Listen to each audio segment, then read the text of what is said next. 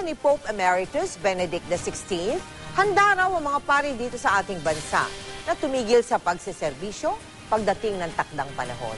Yung nga lang, hindi raw lahat ay may sapat na ipon o pensyon para ipangtustos sa kanilang mga pangangailangan. Nakatutok si Cara David. Gaano man daw kalakas ang isip, minsan sadyang di na kayang sabayan ng ating katawan. Si Malolos Bishop Emeritus Cirilio Almario mula sa Katedral ng Malolos, dito sa kanyang kwarto at katabing chapel ginugugol ang natitira niyang lakas. Nag-iintay na ako ng tawag eh. Hindi dumating ang tawag ko sa kabilang buhay eh. Pero maganda naman ang pakiramdam ko. Lagi ako naghahanda para sa kamatayan.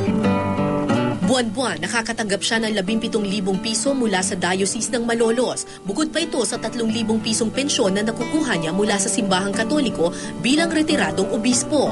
Ang mga retiradong pari naman, 2,000 piso ang nakukuha buwan-buwan. Sa patakaran ng simbahan, obligadong magretiro ang isang pari o obispo pagsapit ng edad na 75. Pero hindi raw lahat ng mga nagretiro nakakaipon at may malaking pensyon. Minsan may kumukuha sa amin dito ng pension fund niya na 1,500 per month. Kinukuha niya, tapos meron siyang sakit. Para sa kanya ay kailangan ko ito. Kaya yun lang maitutulong ng simbahan. Sa ngayon, isa sa bawat 5 miyembro ng kaparian hindi raw miyembro ng pension plan ng CBCP. Siguro ang kailangan gawin ng CBCP ay magkaroon ng drive sa mga diocese. Kamusta ka? Nasagot? Ma-beauty, kamusta ka?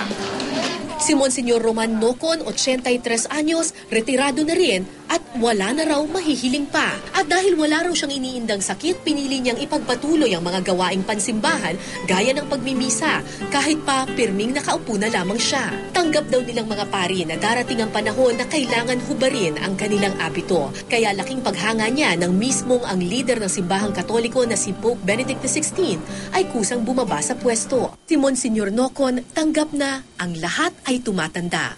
Pero sana raw, pag dumating na doon sa punto na ako na lang ang paglilingkuran, Lord, kunin mo na ako. Cara David, Nakatutok, 24 Oras.